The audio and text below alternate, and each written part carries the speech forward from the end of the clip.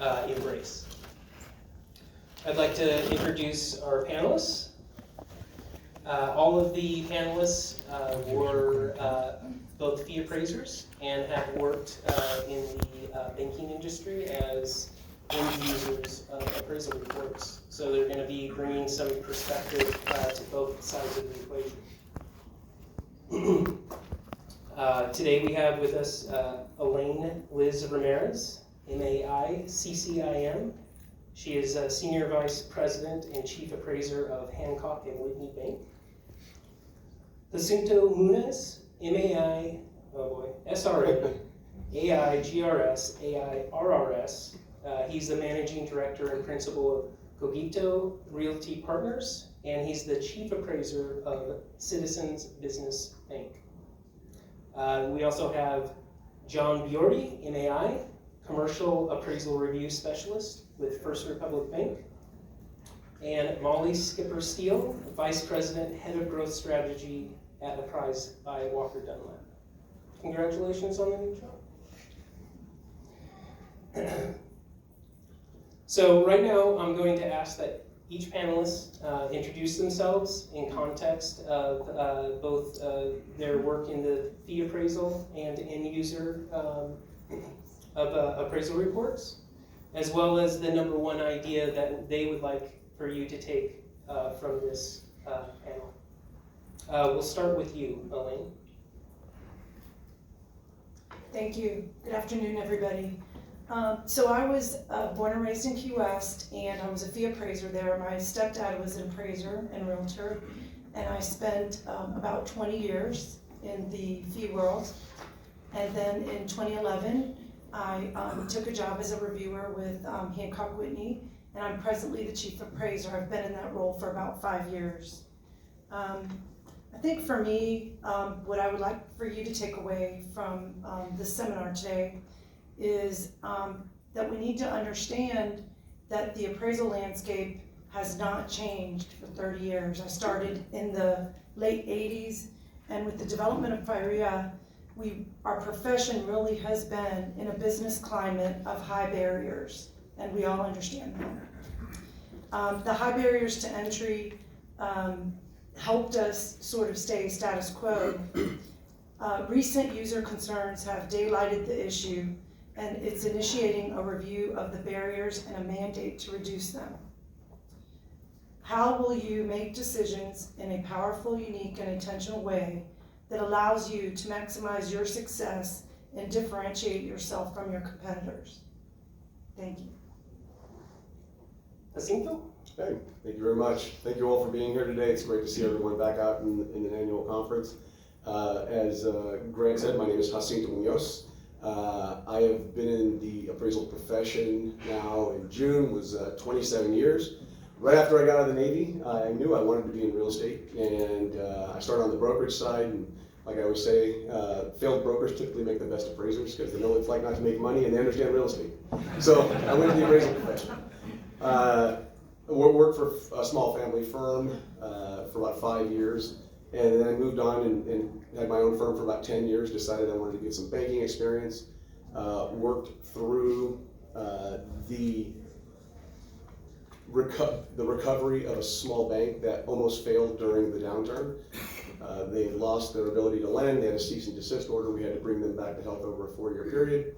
Then I ultimately went to MUFG Union Bank, and my last stint in banking was where I was a senior manager reporting directly to the chief appraiser at JP Chase. So I've seen it all from kind of the largest banks, smallest banks, largest banks.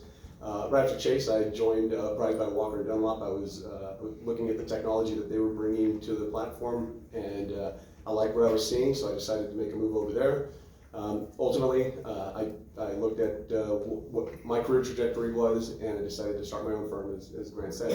And I kind of outlined my career path, because in every step that I've taken, I've looked at how technology has changed. In 27 years, I feel like that 100-year-old person who's lived from the 1900s, and you know, horse and buggy to someone landing on the moon. Just the way this profession has just changed so significantly. I still remember the first time I was thrilled by getting a digital camera. We didn't have to run over to the 1-hour photo any longer, and bind reports, and hand deliver them. So the one thing I think I want people to really understand about technology is that it's not just for the big players out there. If you're going to take one thing away from today, it's about the equality that technology is now bringing to the masses with the democratization of data, aggregation of data, and new platforms coming to life every day, and tech-enabled appraisal firms that are changing the landscape on how we work. I think that no matter if you're a one-person operation or a largest valuation services provider in the country, technology will be able to help you make better decisions faster for your businesses and for your clients. Molly? Hi, so I'm Molly Skipper Steele, so still getting used to the last name.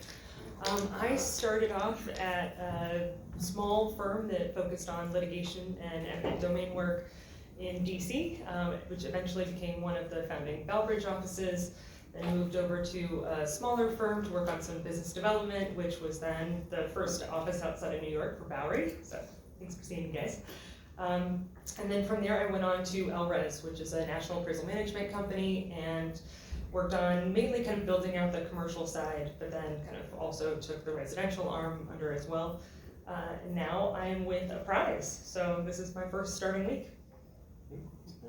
And last but not least, John, who decided to match my haircut for this trip. Good afternoon, everybody. Thanks for making fun of my head there. Just making fun of myself. Good afternoon, everybody. Glad that you're here. Glad to be here. John Biordi, MAI, out of New York, and the more I talk, the accent will give it away, no question. I've been in real estate for about 20 years. I started out right out of college as a property manager, and I always tell people if you can be a property manager, you can be just about anything. So it's not for the faint of heart. I decided to become an appraiser out of banking and finance background, and I was a property manager, so I decided to give appraisal a shot. And for the last 17 years, I've been an appraiser. I was a fee appraiser for 14 years, doing everything from bank work, litigation work, estate work, and run the gamut of property types. And for the last 3.5 years, I've been at First Republic Bank as a reviewer. And shockingly, I'm enjoying it. When we're talking about tech, I'm not quite old enough to remember putting photos in reports, but I was around when we were scratching out arrows onto zoning maps, and putting those into reports. So I've seen a few things and seen some changes. The main takeaway that I want everybody to take from this seminar is you're going to hear a lot of new ideas maybe, you're going to hear a lot of maybe some technical terms, don't be intimidated. CRE tech advancement is a good thing, and become an early adopter, and you'll separate yourself from your peers. Awesome. All right, well, we're going to hop into the questions here. Elaine, we're going to start with you. Through the lens of an end user of appraisals, why is it important that your approved panel embrace technology? Well, because the banks and the users are embracing technology. I mean, you want to service, stay relevant with your customers or your clients and your end users, and provide them the services that they're expecting. So, for example, at the bank, we have different systems for appraisal ordering, but now we're combining those systems. We're using bots. I mean, we're using technology that can that acts to does repetitive tasks. And so your end users are implementing all of this technology, and they're expecting the appraisal process to also join use the technology for delivery. One of our pain points in this last market cycle was really not getting the appraisals in. We weren't getting them in the turn times that we needed them to close the loans. We had so many files in line. So the market, what I was told from senior management is, what's your profession doing to help the appraisal shortage and the turn times? And if you guys don't fix it, we're gonna fix it. So I'm an appraiser first, And that's kind of scary to me. I mean, I want our profession to definitely understand the client's needs and resolve the issue and get them what they need. Thank you. Jacinto, in your capacity as chief appraiser of Citizens Business Bank, why is it important that your panel adopts technology? You know, one of the things that I always think about is, you know, their ability to communicate effectively. And the one thing you have to remember is that we're a very small profession. And so, to Elaine's point, if we don't find solutions for ourselves, and if we don't proactively work towards the betterment of our profession, the regulators and bankers, lobbyists will do it. And people recognize it across. I was speaking at another conference in Nashville a few months ago, and there was some guy there who was the contractor.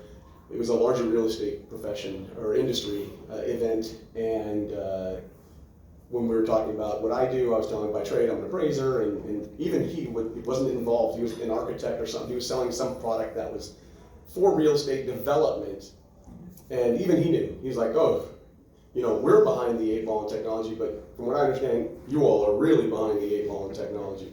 So I mean, the word's out, and we've got to do something to help our profession be better when it comes to turn times, because that's the biggest thing. Clients, any client, no matter, think about any type of a client you serve, they want to see a consistent quality product. So when turn times start ramping up to 6, 7, 8 weeks because volume is so significant, you know, clients still are expecting that 2 to 3 week turn time. They don't want to see 6, 7, or 8 weeks across every bank, whether it's the largest bank in the country where I've been or some of the smaller banks. They'll ask, what are you all doing? Can't you find any more appraisers out there to add to the panel? It's a constant question about what we're doing. And so again, if we don't eventually do something as a profession by embracing technology, I teach at one of the universities in California. And one of the things I always tell my students, first day of class, you know, if you ever become an appraiser, you might be shocked the first day you walk in an office. You might think you walked back into 1937 because things are so antiquated sometimes for appraisers, right? There's still appraisers out there using the word perfect, when there are other tools out there that can help them be better and provide their clients with a better service overall. You know, but the reality is we have to focus on how do we serve our clients consistently. That's the big thing. I'd actually like to add a little bit to that. To Elaine's point and Jay's, I've had, I mean, being on the inside of the bank from being on the fee side kind of opened my eyes a little bit. The appraisal, actually getting the appraisal, is only a small piece of what the bank has to do to close a loan. But it takes the longest amount of time. And it's a big pain point for the institution. And, you know, in the height of the pandemic, when turn times were skyrocketing in all of our markets, I mean, I had a loan officer come in and say, well, we can't have this. What are we going to do? The threshold is now $500,000. We're going to have to up it to $1 million, $2 million. And it's something that right away my ears started tingling, because they have the lobbying power to make a change like that if we're not delivering. So it's just something to keep in mind. And one other thing I will say, it's not just the client being the bank. Our client, the consumer, the person getting the mortgage, they're pretty sophisticated. They will read the appraisals. We've come back, I've had questions from loan teams. You know, the client comes back with this. What's this on page 50? What's this on page 13? What's this on that? They're sophisticated clients. They have millions of dollars in real estate, multi-million dollars in real estate. They do this a lot. So if we can present professional, efficient reports, it makes us all look better as an industry. We're going to stay with you for a second here, John. So are you seeing any trends for turn times and report consistency for tech-enabled appraisal companies versus those that are lagging behind? I have. As far as turn times, there is a trend of quicker turn times with tech-enabled firms, those that use some, report writing software, whatever they're using. We do. I don't want to generalize and say it's this, because obviously it varies by property type. The more difficult an assignment is, but it's relative. So yeah, absolutely, we do see that. And the loan officers are not shy in asking, hey, how about that with that last company that they're not supposed to say it to me, and I tell them, you're really not supposed to say this to me, but that last firm, they got this done in 2 weeks or whatever. Can we use them for this? And I'm going to use the best appraiser, but I'll keep everything in mind. But they do ask. As far as consistency, what I do see a lot of is subject property details, comp details. Every bank has annoying little engagement letter items. Our bank is one of them. I'm sure everybody, when they see them, they get a little annoyed by them. I did when I was a fee appraiser. But we have them for a reason. Our chief appraiser puts them in there. Our legal department looks over the intended use and user language. So they're there for a reason. So I do see greater consistency with tech-enabled appraisers on that front. And it makes it a lot easier for me because I don't want to bother you guys with those kind of changes. I don't want to tell a loan team, oh yeah, I'm waiting for really minor items coming in here, but the value looks okay. They don't want to wait. They just want to get the appraisal in so they can get it into executive loan committee and get this out the door. So. Elaine, will you please contribute to that as well? Sure. So we've been, we watch our stats pretty closely on turn times, and I can tell you that the tech-enabled firms have been delivering in the last cycle probably 4 to 5 weeks, whereas the folks that did not have the tech capabilities were delivering from 8 weeks to, I don't know, we got 60-day turn times before. So there's definitely a difference. I would say to sort of piggyback on John, I would say that as far as consistency, what I get from my reviewers is when they look at a report that is sort of, I'm not going to say boilerplated, but it's a standardized sort of report that is tech-enabled, that they know where to go for different items and how they can review it quicker. They know what that format looks like. So we're struggling now with a vendor. It's in one of our markets where they're refusing to change their report format, and their report, no matter what it is 200 pages. And my team just doesn't want to review that. So what I would say to you, my dad wrote that type of report, and I said, too much information is just as bad as too little information. Just put in there what is applicable to lead the reader to the credible value. So that's my team right now is just, they want to fire that appraiser. I like the all killer, no filler approach. Yeah, yeah. So to Elaine's point is, I'm a use battle instructor as well, so it's knowing your client, obviously the scope of work you'll establish through communication with the client and understanding what their needs are, right? Assignment conditions, what are you writing this report for? If it were for something like a use flow, like for federal lands or yellow book, you are gonna write that 200-page report. But for the banks, they're looking for something a little bit more streamlined or consistent. It depends on the complexity of the property as well. Something more complex, they're gonna want to see something that is a little bit more robust.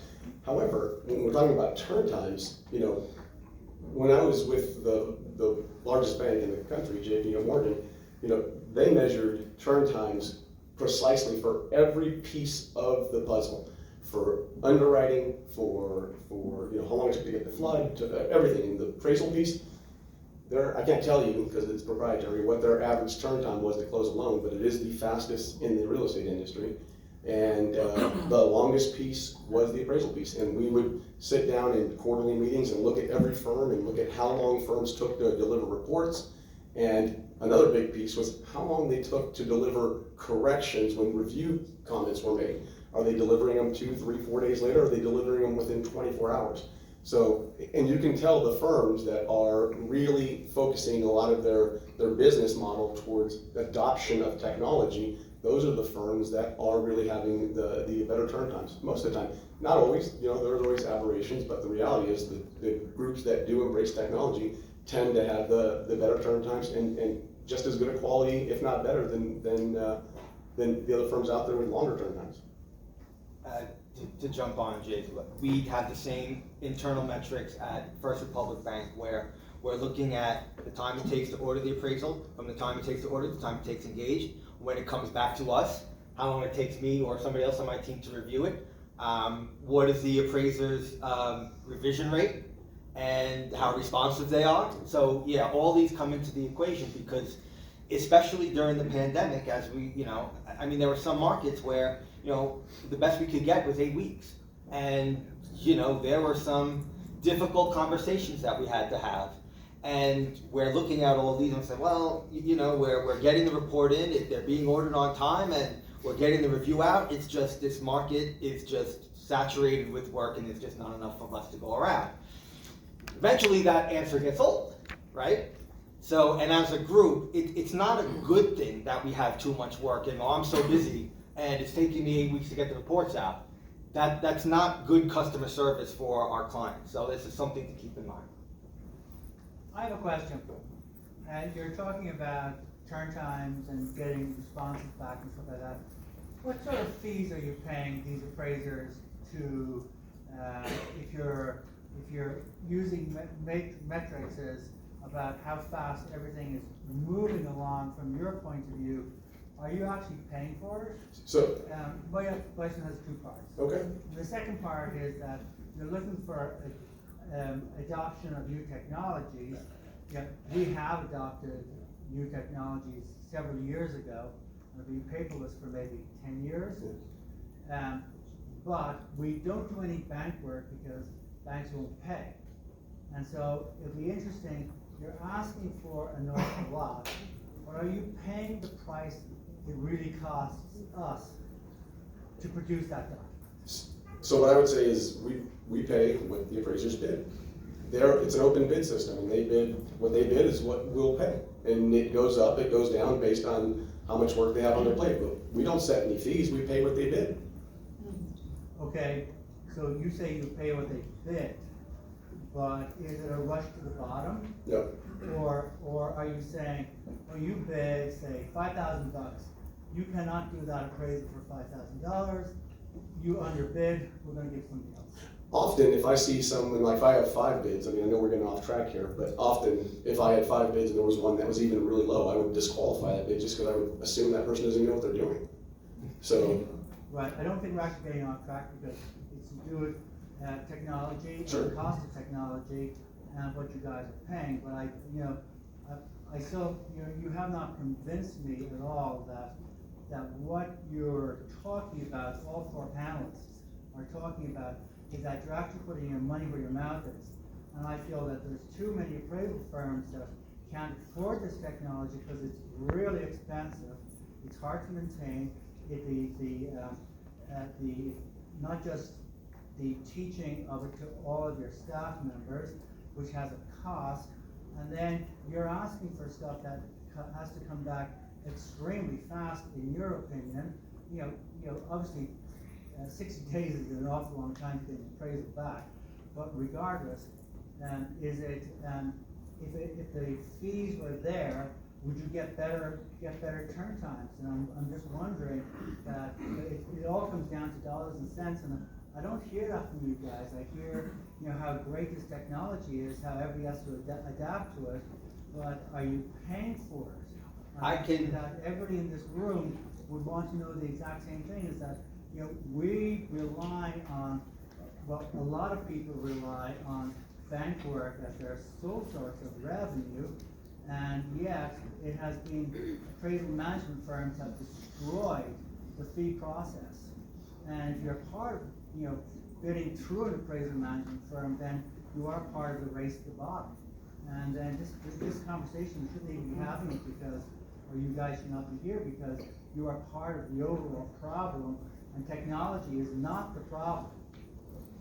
I don't use AMCs. Yeah, I haven't used Yeah, AMCs. I don't use any AMCs, and I use appraisers for all of my evaluations as well. So, no. First No, sir. Republic Bank doesn't use AMCs either, and one of the concerns I had going to a bank was exactly what you're saying. That was one of the things that I didn't like being on the fee side.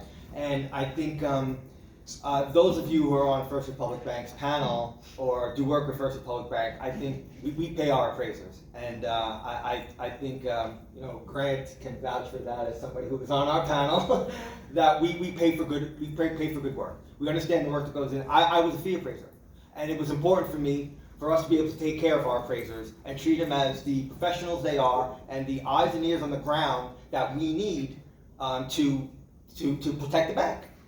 So Sure. to answer your question, yes, we do pay. And to John's point, I mean, anybody who knows me, I've always said, if you're driving fees to the bottom, it's ultimately gonna impact people in the bank too, because if I drive fees to the bottom, then that means I'm gonna have to pay a lower fee for a review, and then the bank's gonna say, well, if I can just outsource all these reviews, why am I paying a reviewer $100,000 plus a year, and why am I paying a chief appraiser this? If by driving fees to the bottom, you're only impacting yourself. And so I can tell you firsthand,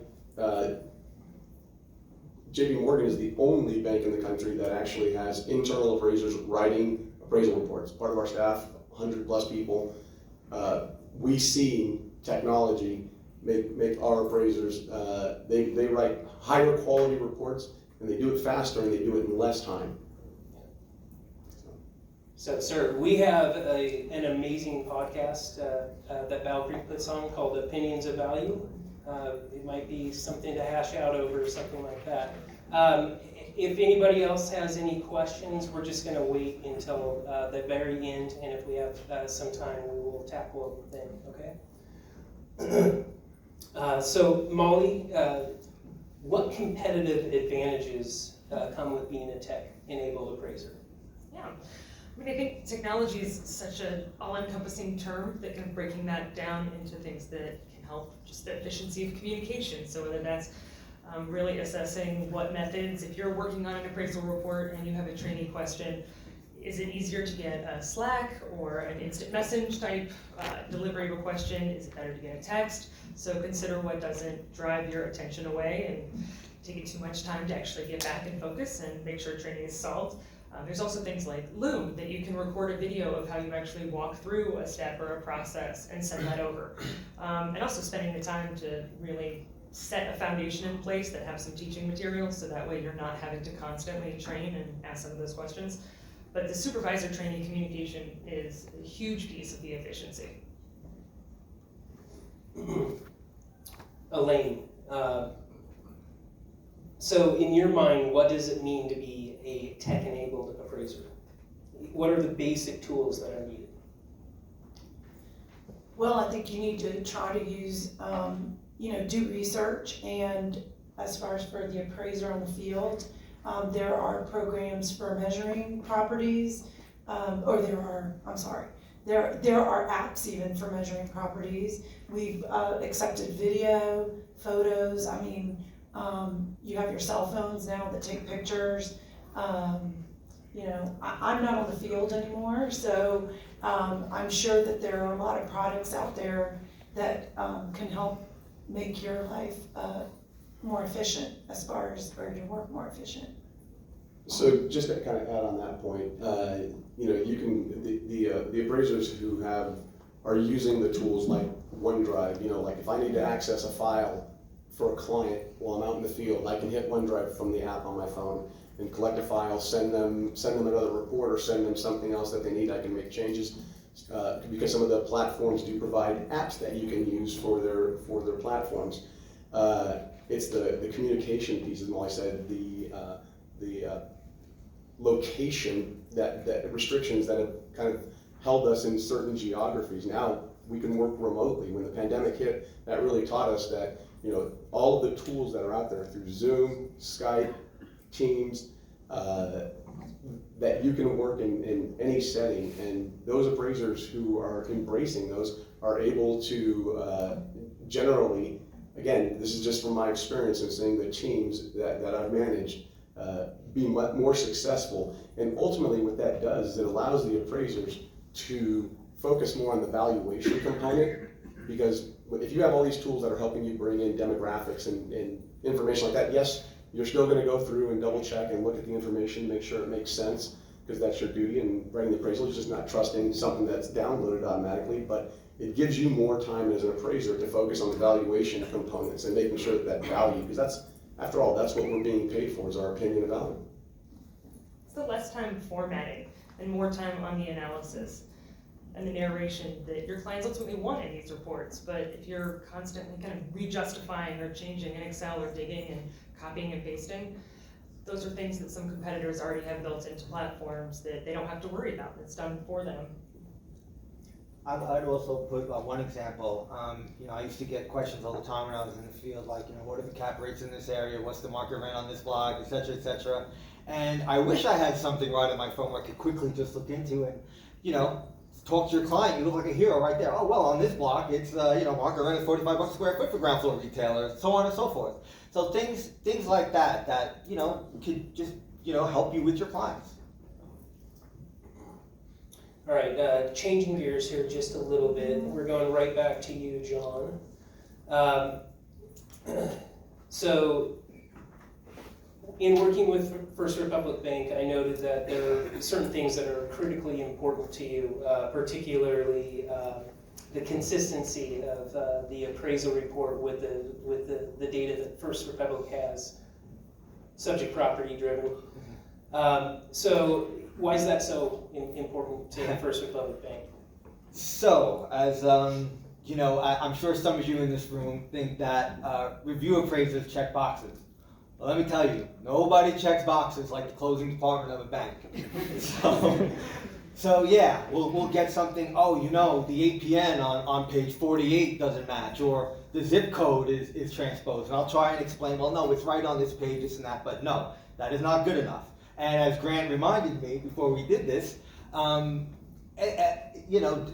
call him up, Grant, I have a situation on the appraisal report, there's some transposed numbers here, can you get this done? Oh, I know you're out in the field, this needs to be done in an hour because they're planning on closing the loan. So, of course, he doesn't like that, I don't like that, I don't want to put him in that position.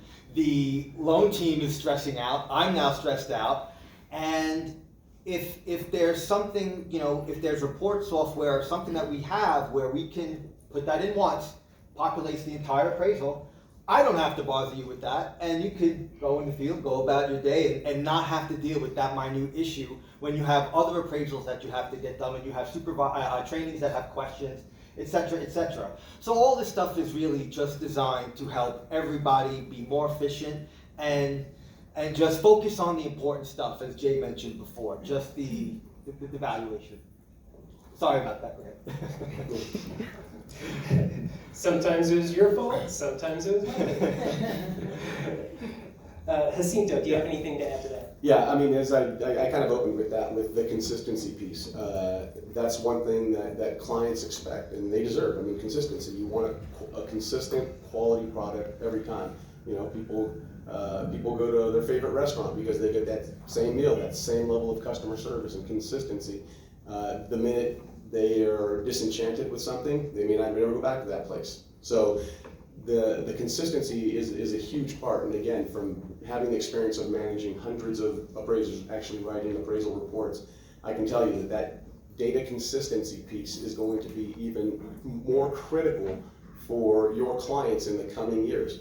They're going to want to see that data more consistently. They're going to ask you for that data. They're going to want you to be able to upload it via some cloud platform or somewhat so they can aggregate it. They're still going to want your PDF, but they're going to want you to upload that, and that's why cloud-based systems we're seeing more of a trend moving towards cloud-based systems, because they are going to look for that data that can consistently be transported to the client, because they want to take that data, they want to warehouse it and use it for internal systems that they have, because they track everything. The largest banks, I mean, again, they track everything that you do, every spending pattern, so they're trying to get as much data as they possibly can. So the consistency has to be there 110%. I mean. Yeah, and speaking to consistency, we can tell in this market cycle, when everybody was so busy, we had, I would say, a higher percentage of reports coming in with mistakes. And the errors weren't that we could have closed the loan, we could have released the appraisal, but we found blocks of data where maybe they were using a Word document and it was boilerplated for some other property. Working on a gas station, it's something about a retail store. So I would say that in this, what would have been very or better for us would have been to not deal with those issues, because the appraisers were so busy and they were on the field. It was taking us 3 days to get revisions. So to John's point, everybody, especially in commercial, you have a 1 day. If I get a report and I get a review, in 24 hours, they can close that loan. You don't have all the trade requirements that you have in residential. So we are stressing out because we want to get this to the banker, and they want a copy of the report because they need it for insurance. So it is, it's that we are one, as appraisers, we are one cog in a wheel. And I think sometimes in the fee world, coming in banking is very enlightening because there's all these players and they're all waiting, we're passing the baton, and we can't move forward until we at least finish that review and have a product that we could share with the customer. Thank you. I think an important piece too, just when we talk about kind of the consistency and efficiency, it's also making sure that whether you're a managing director or you have an in-house reviewer before anything goes to a client that actually understands the technology. So talking about particularly that like internal review time, going back and forth. If someone else is reviewing a PDF and wants a change, versus if they're reviewing in a report writing software or within an app, they know the functionality of if you make one change here, it automatically flows throughout the rest of the report instead of kind of highlighting each individual change. So it's just something else is that if you have a report writer, just make sure in-house reviewers are as well equipped with the platform as those in production. And to be clear, I used to make those same mistakes, and because I didn't have the report writing software, I have to go in, oh great, now I have to change this, and remember it's on this page, this page, this page, and this page, and it's not a lot of fun, and it's annoying, and we hate to bother you guys with that, so, and ladies.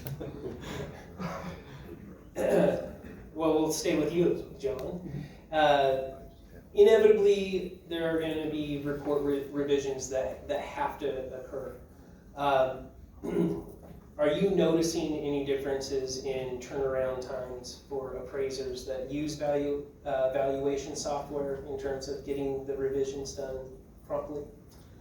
I would say, for the most part, yes. It depends on the type of revisions that are needed. If we're talking about, like the situation we discussed before about the APN being wrong or the property details, or if there's a mathematical error that can be fixed in multiple places, absolutely. If there are more serious errors in the methodology space, then that's a little bit different. And one thing I want to stress is that any type of software, whether your company has proprietary software, you're using a third-party software, it's not this magical appraisal, right? You still have to do the analysis, and that's really why appraisers get paid to do the analysis, to put their expertise in there.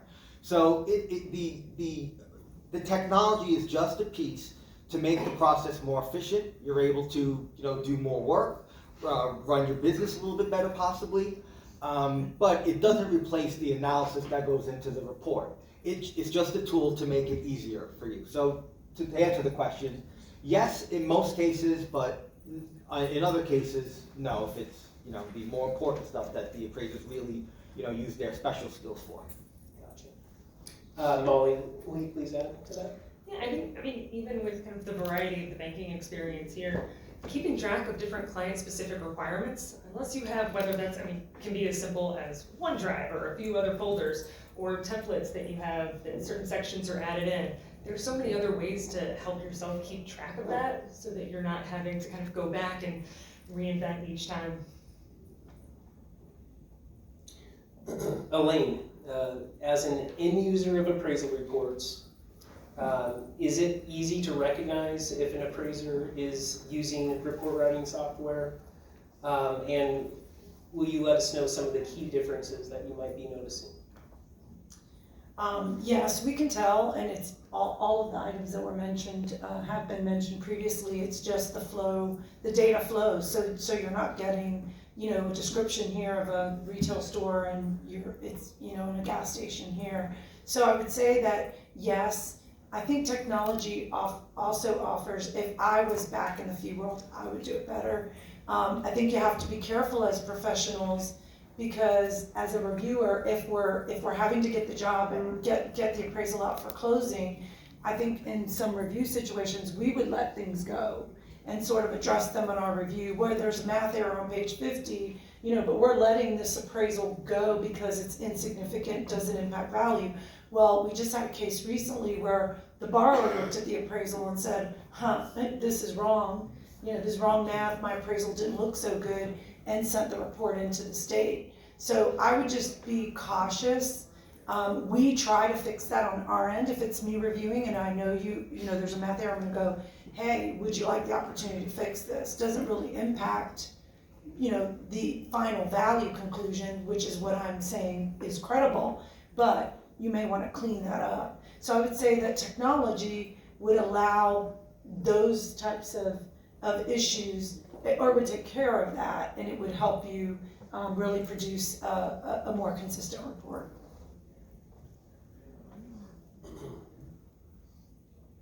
Molly, what would you say to an appraiser that was reluctant to adopt tech because they had a unique way of doing things that their clients really love?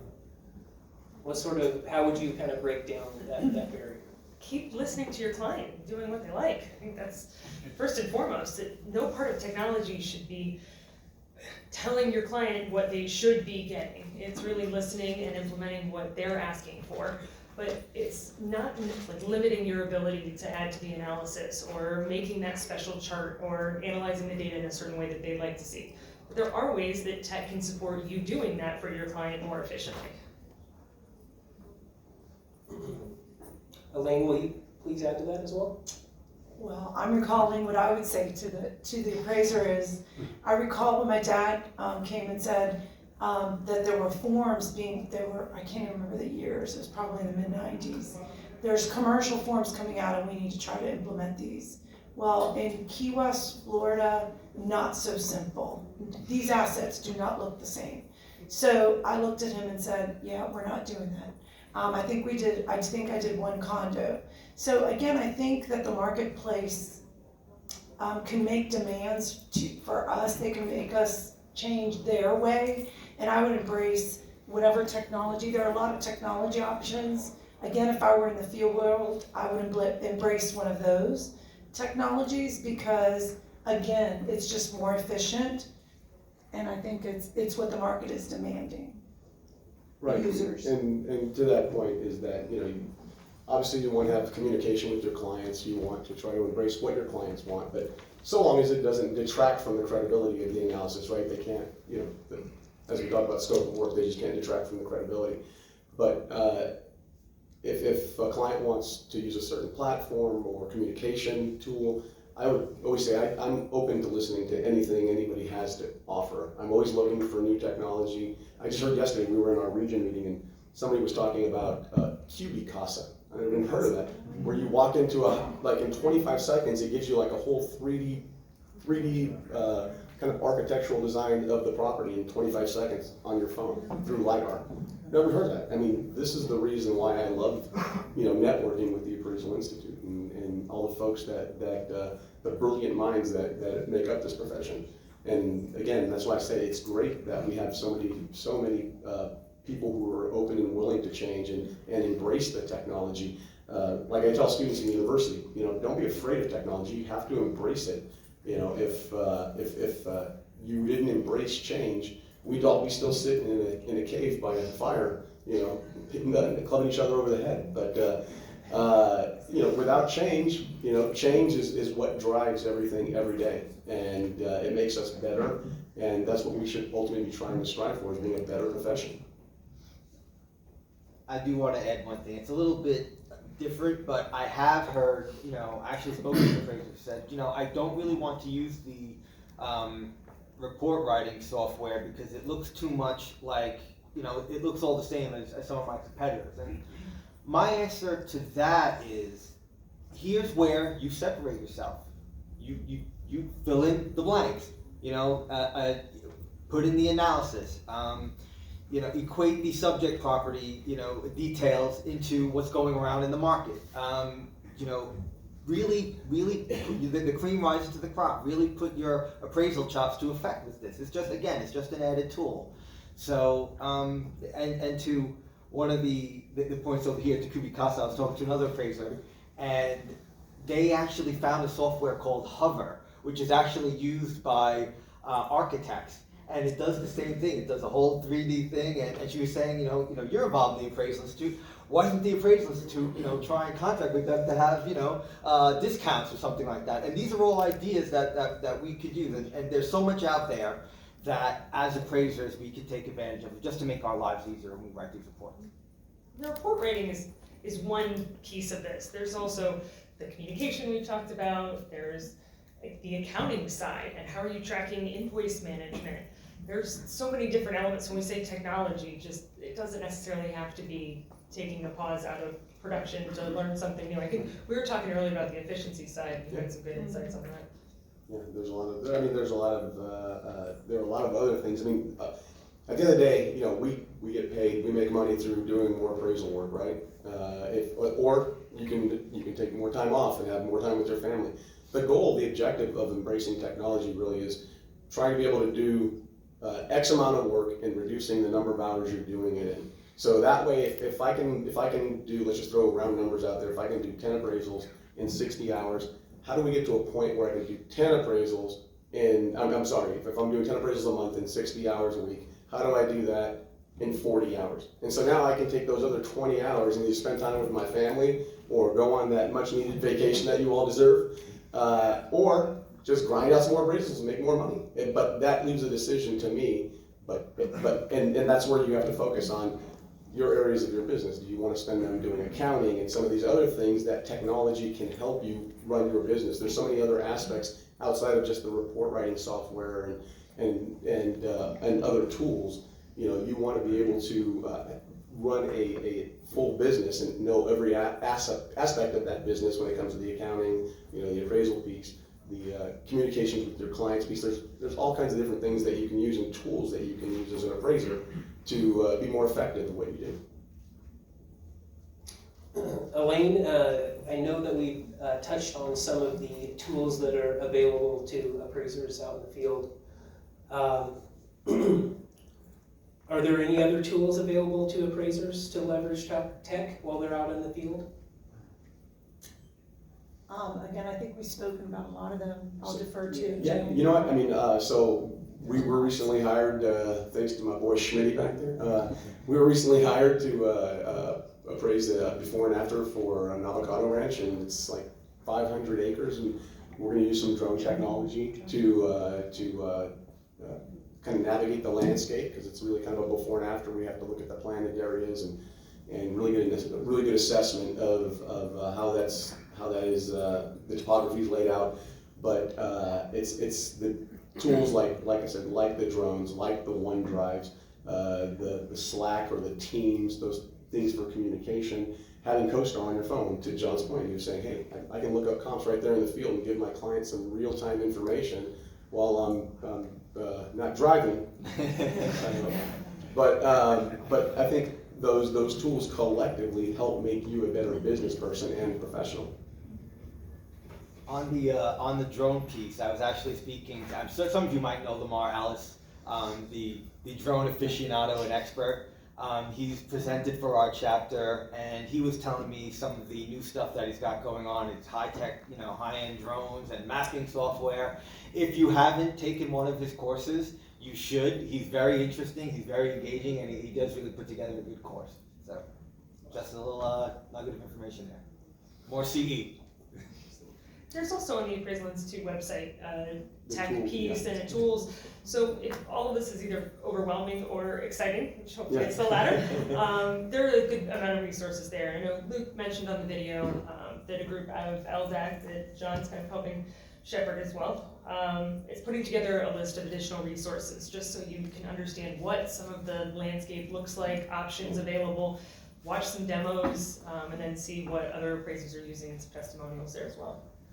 Yeah, there's also some of the basics. I'm sure most people in this room are using multiple monitors. I have 3, but I've seen people have, 8, vertical monitors this way and up there. So yeah, you could really get really technical to, all the points that were made here. Especially if you have a staff of people. It's the Teams, it's Google Docs. It's something where you can collaborate in real time with your trainee or somebody underneath you, your appraiser on your staff, and just, maybe this language is a little bit better here, maybe this should be put here, why are we using this? I don't have to tell you guys how to do your work, you know how to do it. This is just a tool that would be helpful, in my opinion. So we've been pretty focused on what appraisers can do to gain efficiencies. What sort of tech initiatives are your companies working on right now? And we'll go ahead and start with Jay. Yeah, I mean, I think to one of the points that I discussed a little earlier, Grant had introduced me and mentioned my company, but he also mentioned that I'm working as a chief appraiser for Citizens Business Bank. The reality is our clients, they are looking for ways to embrace technology, because I do think that people see the appraisal piece as that last missing component, because it is taking kind of the longest piece of the entire real estate cycle. But they're looking for efficiencies throughout their entire organization. So I am working with Citizens Business Bank as their chief appraiser, but it's on an outsourced contract basis as a consultant. I've just taken my experience of working with large banks and small banks, and now we have a contract where I'll work 25, 30 hours a week, or more if I need it. It's an hourly. I'll come in and help them with their policies and procedures, streamline some of their products, their services that they're engaging with, and then the review function. That's a whole other piece that we haven't even talked about, and that's actually even further behind the appraisal piece, because there are not a lot of platforms out there for reviews, and I think that's kind of where that next level, that appetite for banks, they're going to be looking for systems that they can implement for the review function, to be able to take some of the data from the appraisal reports that now they want that data lifted from the report into their systems. Now that they can import that, because again, the question earlier was like, how can you tell if there's a firm that's using some kind of technology? Well, it's because they've input the address in one place and now it's populated throughout. They don't have 4 different addresses throughout the report. The reports are typically very well manicured and formatted. And so those are some of the clues or indications. And then generally, again, they have better turn times. Not all the time, but for the most part, you can tell that they're more responsive, they're more crisp in their communication. But the reality is that banks are looking to look at every aspect of their business and see where they can make strides in gaining effective efficiency. And that's, outsourced chief appraiser. Remember, there are 5,200 banks in the United States. So the reality is that there's a lot of small banks out there that are looking for ways, just like all of us who are in 1 or 2 person firms, to be competitive with the largest players in the business. From a delivery standpoint, I think there are so many different platforms that lenders are using to log in or upload, or is it via email? So kind of just keeping track of so many different options. But right now it's largely uploading a PDF and an invoice upon delivery, but now XML is increasing. So if you're not on something that's already exported to a PDF and it's getting shared with the client that way, what other advancements are they going to be asking of you in terms of the report's final send-off? That's a lot to jump in if you're not already in the stage where the clients are needing it now. What does the next 3 years, 5 years, 10 years look like in terms of how you're storing and tracking your data? Yeah, and to what both Molly and Jay were saying, First Republic Bank is a $100 billion bank plus, and we have so much in-house data that we have no good way to easily access it. So one of the projects we're working on now and I'm involved in is data extraction. And it's basically using machine learning software to turn unstructured data from the appraisal reports into structured data. And it's, like I said, machine learning, you train the program and eventually just picks it up. And it's taking subject property data, cap rate, market rent data, et cetera, rental data, where we have a workable database that I can use efficiently during my reviews to make my reviews go quicker, and to help with my loan team clients who call me up and say, what do you think about this market? What are rents in there? My client is coming here with this, and he might be crazy with these rents. They look too high to me. So I can go in. Right now I don't have an easy way to do it, so this is what we're working on now. And speaking to Jay's point on the review side, part of this project will be in the future to extract some of the data from the appraisals directly into my review. So as I said before, I make mistakes. Sometimes I'm the one that made the mistake on the review where the closing department is calling and saying, oh, the APN in the review is wrong. Okay, I transposed a couple numbers. Now I have to go in and stop what I'm doing here and fix that for them. That would solve that problem. So it's not just the fee appraisers and the field appraisers that have to incorporate new technologies. It's the whole system really, where we're just a little bit antiquated. Yeah, and I would echo what John says. So we're currently using a workflow system, and it allows us actually to capture data. So when management comes to me and they want to, look at hotels, I can actually pull data, some cap rate data, NOI data. We can pull it and look at it. Sometimes it doesn't work so well with the loan system because they come to us very, very early in the process. So a lot of it is to be determined. So sometimes we don't have addresses. So there's a gap there, but we're actually working to fix that. And most of you, I don't know if most of you are commercial appraisers, but I don't know what your familiarity is with residential, but our CMS platform, that is just it's a wow system. I mean, it is amazing. It captures all the data. It actually scores the appraisal. And so we use that scoring as a risk function as to whether what type of review we do, right? Because the bank is always looking at their risk, and it really goes to the credit risk, which we don't see. But it's amazing. And so what that does is my staff now, based on that score, can use a quick review template as opposed to a more cumbersome one. But our system does take data from the appraisal and puts it into our review. So we are already not typing a significant amount. But I could see that evolving into commercial, just sort of letting you know what's going on in residential, because I think that'll evolve into commercial, and I think the templates are sort of the beginning stage. I will be retired by the time that happens, but be prepared. Maybe not. Yeah. Those things that you're talking about, they're already developing them, but make sure they're scoring.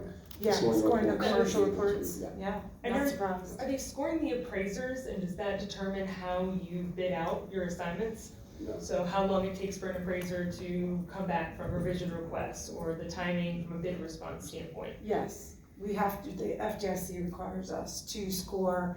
They're saying the report, but it basically is the appraiser because they're monitoring delivery times. Yes, and we're asked if there is a low score, the FDIC will ask, well, why didn't you take them off your panel? And I'm pretty good at answering that one, but yeah, you can't take everybody off your panel. That's not. We wouldn't have appraisers. Everybody has a bad day is what I tell the FDIC, basically. So Elaine, as part of that scoring system, is that a measurement that you would take into consideration when determining what appraiser you're going to assign the project? We typically use that just as a general QC score, and it's in-house. So we just monitor if an appraiser has, a couple of low scores. We look at it. It could be an asset type issue. It could be a competency issue for the asset type. So we would just reduce. We categorize them, so we score them based on what we're allowed to give them with regard to scope of work. So we would just lower their ranking. Maybe not. Just depends. Yeah, we used to bifurcate the score. It would be part on the quality of the report, and the other part would be quality of the service. Yes. And that's where the tech-enabled firms, again, we talk about being able to respond quickly and get revisions back quickly. Those are the things that will help a score. But all banks use that as part of a quality control process. And AMC's adopted that as well. The regulators expect that. At least No, the ones that they have are. come. Most Yeah, of these they times expect do. that. Yeah. Yeah. Oh, yeah.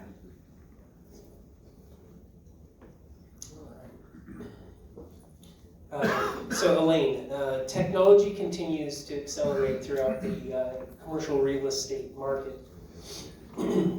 As you look onto the horizon, what trends are emerging that might leave appraisers behind if they don't adopt technology?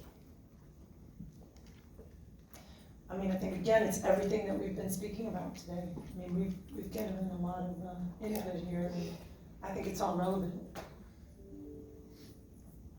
think one thing is that there's not support for Lotus or WordPerfect anymore either. So it's just there is. All right. Oh, there is. I still have some colleagues that use WordPerfect, and they switch. Oh, yeah. They're like anti-Microsoft Word. Every time they have the opportunity to talk to you for 30 minutes, and why WordPerfect is better than Word, and why Quattro is the place to be. So you're their tech support? Pretty much, yeah. Okay. No, but like I said, but it's an aberration. There are people out there. I was talking about them earlier. There are people out there who use WordPerfect. I know a guy. I got a guy. John, I got a guy. But yeah, no, he does over $1 million a year in billings. Writes a great report and uses WordPerfect. So I mean, there are tools, but he's the exception. The reality is, and imagine if that same person were to use one of the existing platforms out there. Like some of the sponsors that we have here, they would probably be able to increase their productivity 20% or take some time off. The other point that I would make is really as far as like, in regard, it's appropriate to technology, but providing the bank other services, because we're risk-based. So when evals first came out, it was the letter in, I forget what, it was The interagency guidelines? Yeah, the AO advisory opinion. Oh, advisory opinion 13. Right, when that came out, I had appraisers calling me going, can we do evals for you? And I'm like, where were you 7 years ago? Like 7 years ago, we had to call and try to find in each state an appraiser that would do evals for us, and we did. But when that advisory opinion came out, my cell phone was going, I mean, I had 5 and 6 people calling me, now we want to do evals. So I would say the technology can also afford you the means to be creative and provide the service and the product that your client needs, not what you want to give them, but what they need. We have a couple of appraisers that do validity checks. I don't know if you've heard their validations. So for us at our bank, it extends the life of the current appraisal. So if you started when I did, it's just a recertification of value, basically. And you can do these. I mean, I have only 2 appraisers of my panel that do provide them for us, and we do them internally, but I do have appraisers that will give us a product that is fine. It's, we'll go back. If they did the appraisal, it's even better, because they just sort of recertify it and call it a validity check or validation. And these report writing softwares are still, they're tools for you to use to craft your own templates, your own standards. So if it's a validity check, if it's a narrative appraisal report, if it's not restricted, but yeah, an eval, anything else, you can build your own template that works for your clients and your style and the kind of work that you want to be putting out.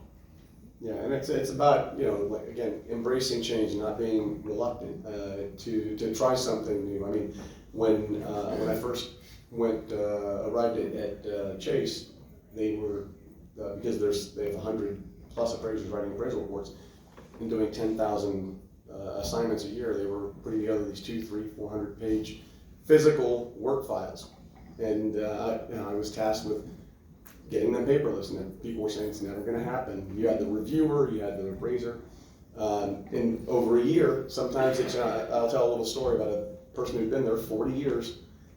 We joked that he had the same desk in San Diego from the first day he started in 1980.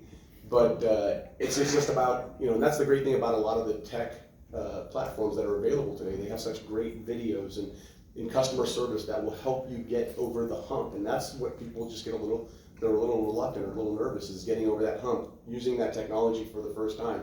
But it's like the same thing with a cell phone. You used it the first time, you were pushing buttons, you dropped it a couple of times, then now you're like a pro, you're flipping it behind your back and doing all kinds of tricks.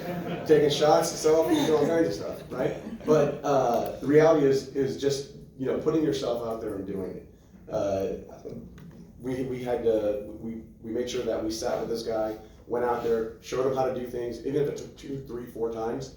Sometimes, again, that's what the customer service is there for a lot of these groups, a lot of these platforms that have technology out there. They have great videos, they have great customer service, they'll help you get over the hump, and it's just really embracing that willingness to adopt something new. John, do you have any further thoughts? I do. I think one of the emerging trends, and this is not going to take anybody here by surprise, is remote work, right? And to the extent that, you know, appraisers have been used to working from home for a long time, most of us anyway. But as we all know, we need to attract new people into our industry. So it makes your practice more desirable for a new person coming in if you're tech enabled. If we discuss, you know, there's some of the things we discussed already, you know, collaboration, you know, having a digital practice, or software, etc., etc. I think that's important to attract new talent. You know, when I started in 2005 at a firm, they were using Lotus. So I'm like, why aren't we using Excel? I don't understand why we're using this. And then, you know, I did my own thing and I used Excel probably when I wasn't supposed to, but I did because I wanted to. And, you know, I say the story, and it's not to insult anybody, but one of the appraisers on our panel, he sends in his PDFs, and I know he actually prints out his reports and then scans them into a scanner and then sends it to us. So that is completely inefficient and it kills a lot of trees and whatnot. But I mean, imagine a new person coming in there and seeing that. And that's an extreme example, but the point stands that in order to attract, you know, younger appraisers and new people into the industry, we have to update our technology. Yeah. To the bank as well, you know, I have to type in a review, you know, this is why we're working to change that. So that's my final point. Well, what about the competitive aspect of our industry and needing to attract talent to it? Do you have any comments on that perspective, Jay? Yeah, I think I've worked with young people who've come over from other firms that didn't have some of the technology that we've had in the past, or they've joined us because we had a great training program at JP Morgan where we bring trainees on, and they might have started with another firm that was still using something like a WordPerfect and not using, in fact, there was another person who was doing something very similar. They were printing a report and scanning it in. And so I think that you're not only going to have better retention, but once people know that you are a firm that embraces technology, you'll find it that much easier. People talk about it all the time, like, I can't find anyone. I can get 10 new trainees tomorrow if I need it. Because, you know, yes, I have a little bit of advantage that I teach at the university and I can share everything. But the reality is, word gets out. I mean, people do like to work with firms that seem to be kind of on the cutting edge of what they're doing. And I know, you know, Appraisal's not real cutting edge, but, you know, when we are bringing on tools that make people's lives more efficient, because ultimately, when you look at I'm very close with a lot of young people today because of the work I do at the universities. And the one thing I've learned is they're willing to work. I hate when people say, like, this generation is not willing to work hard and stuff. They're willing to work hard, but they also want to enjoy a very robust social life. So that means they don't want to be tied to their desk 80 hours. They want to be able to do in 40 hours what their parents did, you know, in 80 hours and still make the same amount of money. And that's fair with all the technology that's coming on board. It's our responsibility to embrace that and help that next generation be successful. They're coming in with high school, especially after the last few years of being remote, they're already using so many elements of technology in high school, in college, and so when they enter a workforce, I mean, Gen Z is also a generation that's kind of considered rude if you ask a question that you could have Googled and had answered yourself, which is a really nice thing to say about Gen Z. But if also use anyone else coming in as a resource. Those are folks that can be kind of guinea pigs in working on the functionality, help them train you. I mean, that's where some of the teamwork comes in. So you as a managing director or an owner of a firm don't have to shoulder all of that yourself. You can deputize. Yeah. And that's why I like the one standing rule that we had was if someone ever comes up to and asks, you know, why we're doing something, why we have a system in place, it's not because the worst answer you can give is that's because how we've always done it. I will outline something, some system, a reason why we do something. It can't just be because that's the way we've always done it. There was one question, hand raised in the back, I'd like to. You know, I was gonna ask about, I'm lucky enough to be old enough, yet young enough to kind of straddle this whole word for big word, pages, cloud, you know, stratosphere or spectrum that we're going through. And I've always wondered, like, what is the responsibility of technology? Not just to be innovative and to be new, but to also be good, because I'm sure people, everybody in this room can raise their hand, or a piece of technology that was an update, that was new, but it was 10 times worse than the previous version. Like, who doesn't remember Microsoft 7? Ugh. Windows 7? Ouch. Yeah, so I just hear a lot of my colleagues complaining about some of the newer interfaces, and just wondering, like, in terms of performance and reliability, are we sometimes losing a little bit of that in exchange for being faster? And what does that do to the end user, right? And their ability to be strong, reliable performers if for whatever reason the cloud goes down or they can't, you know, log in, you know? So I just worry about, like, what's the flip side of the coin? And what is the responsibility of those that are making these pieces of technology to actually look back, like way back, you know, what if WordPerfect was better than Word, and what if Pages actually isn't better than Microsoft Word, you know what I'm saying? So it's like, how do they look back and actually make sure that they're keeping the integrity of the performances of softwares that were there before? We have business continuity plans at our bank, so we have a backup system in case the systems go down. But we've had our current workflow systems for 10 years now, and we've updated several times, and we've never had any issues. And the one thing to your point is technology's never done, right? What'd you say? Technology's never finished. Right. It's continually building, and there are going to be systems, and we'd like to hopefully say that the winner lives on, but that's not always the truth. Like you said, WordPerfect may have been better than Word. Beta was probably better than VHS from what I heard, but VHS, that eventually went by the way of the dodo anyway.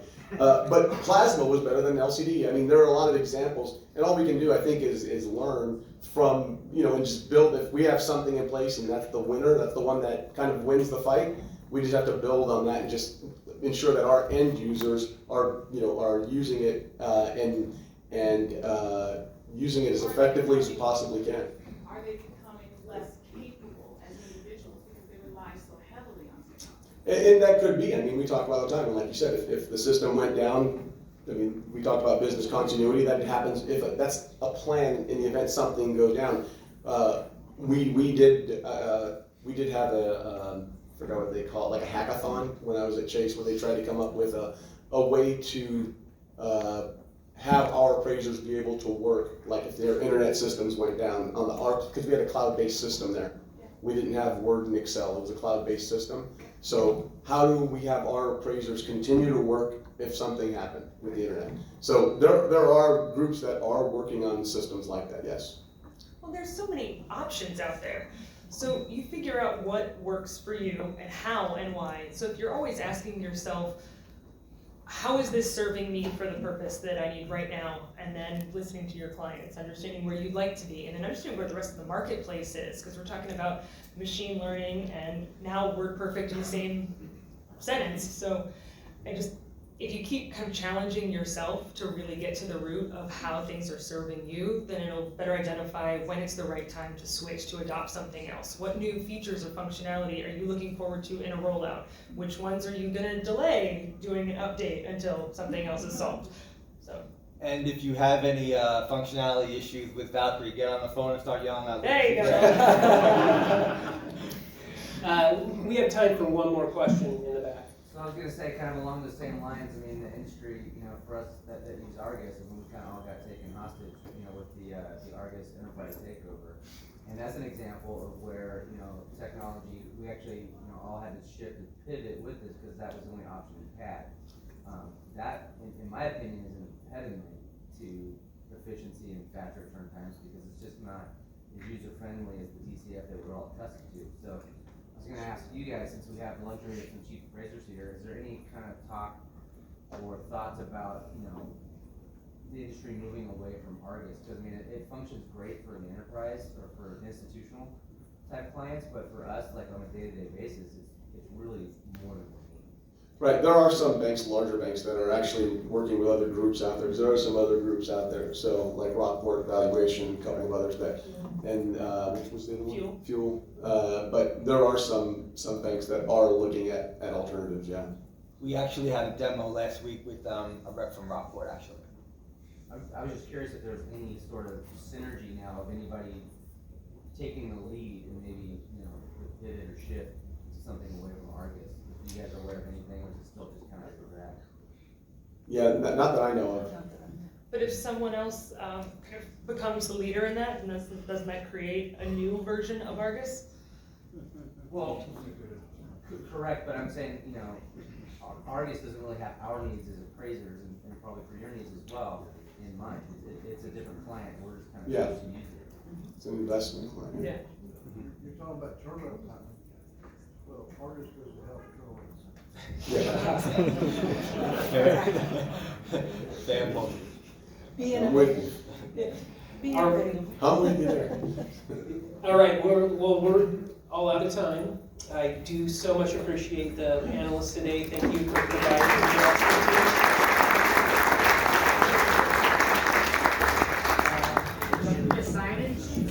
Yeah, she should be going around. I saw it going around. So if you haven't signed in, the sign-in sheet is in the back. Awesome, thank you so much.